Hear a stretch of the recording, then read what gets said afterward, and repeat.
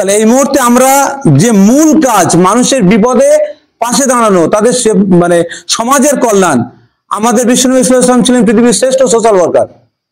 তার আদর্শ মেনে আমরা কাজ করব। এই মুহূর্তে আমার রায়ান ভাই, ওনার একটা 15 বছর 14 বছরের বাচ্চা, দুটো কিডনি নষ্ট হয়ে গিয়েছে, কিডনি ট্রান্সফার করতে হবে। ওনার কিডনি আমরা ভেবেছিলাম ওনার কিডনি, কিন্তু উনি তো কাজ কাম রোজগার করে চলতে হবে, ওনার সংসার চালাতে হবে, তার জন্য ওনার মায়ের কিডনিটা, মানে বাচ্চার মায়ের কিডনি ট্রান্সফার হবে। অনেক খরচ আছে, আপনারা একটু যতটুকু পারবেন আপনারা একটু আর্থিকভাবে সহযোগিতা করবেন। আমার যত ফ্যান ফলোয়ার আছে, আসসালামু আলাইকুম। আজকের আমার ফ্যান্স ক্লাবের পক্ষ থেকে আম্পা পরিবারের ক্যামেরায় আমি এসেছিলাম পশ্চিম রাধাবল্লভপুর মোল্লাপাড়া জামে মসজিদে। তো আমাদের যে উদ্যোগটা আপনারা দেখেছেন, যে মানুষকে ভালো রাখার প্রচেষ্টায় আমার ফ্যান্স ক্লাবের পক্ষ থেকে আমার যারা ফ্যান ফলোয়াররা আছে তাদেরকে দিয়ে কিছু ভালো কাজ করানোর উদ্যোগ নিয়েছি। অ্যাকচুয়ালি আমরা, আল্লাহ পাক আমাদের পৃথিবীতে মানুষ করে পাঠিয়েছে, তাহলে মানুষের যা করণীয় কাজ, আমাদের ইচ্ছা করলে ইঁদুর বাঁদর ছাগল গরু করে পাঠাতে পারতো আল্লাহ, আমাদের কিন্তু করে পাঠায়নি। আমাদের অ্যাটিটিউড, আমাদের আচার আচরণ, আমাদের চলাফেরা, আমাদের ভাবমূর্তি টোটালি সামনে থাকবে আমাদের হযরত মুহাম্মদ সাল্লাল্লাহু আলাইহি ওয়াসাল্লাম বিশ্বনবী।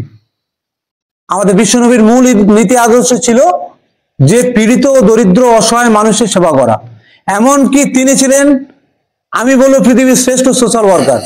আমরা যে সোশ্যাল ওয়ার্ক করতে নেমেছি, আমাদের মূল আদর্শ সেটা হচ্ছে আমাদের বিশ্বনবী সাল্লাল্লাহু আলাইহি ওয়াসাল্লাম। হুজুর আমার অন্তরের মানুষ, তো মাওলানা তৌহিদ সাহেব, উনি আমার ফ্যান্স ক্লাব আম্পা পরিবারের দীর্ঘদিনের ফলোয়ার, উনি প্রোগ্রাম থেকে আসছেন।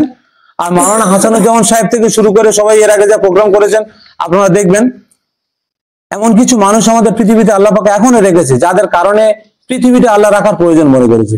তার মধ্যে আমি মনে করি মাওলানা হাসানুজ্জামান সাহেব, তার মধ্যে আমি মনে করি অন্তত ওই ধরনের যে মানুষগুলো, আপনি বলছেন খলিল আমির সাহেব, কদিন আগে আমি ওনার সঙ্গে মাঝে মাঝে প্রত্যেকটা মুহূর্তে গিয়ে ওনার সালাম দেওয়ার বলি, মাঝে মাঝে বলি, হুজুর আমাদের চলে যেতে হবে, থাকা যাবে না, কোনো রকম ভাবে একটু বাইপাস করে একটা ব্যবস্থা নিয়ে এত টাকা পয়সা রোজগার করছি, কিছু একটা ব্যবস্থা করা যাবে না? আমির সাহেব শুধু হাসে।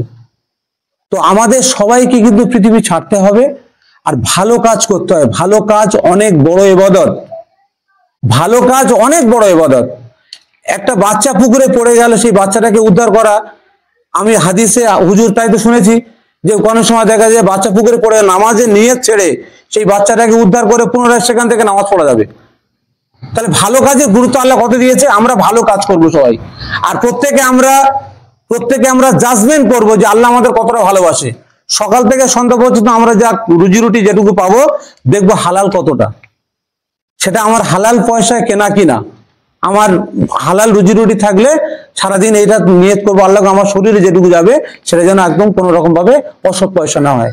তো এই মুহূর্তে আমি একটা কথা বলে যাচ্ছি, নার্সিংহোম, হসপিটাল, বিডিও, পঞ্চায়েত, থানা, ব্যাংক, যেখানে যার যা সমস্যা হবে, বগুড়া নতুনহাট আমাদের দর্জি বিল্ডার্স এর মধ্যে দর্জি মেডিকেলের পাশে আমার অফিস আছে, ওখানে চলে যাবেন। পশ্চিমবঙ্গের কেন্দ্রীয় পশ্চিমবঙ্গের আমাদের কেন্দ্রীয় অফিস কার্যালয় বগুড়া নতুনহাটে আছে, ওখানে আসবেন।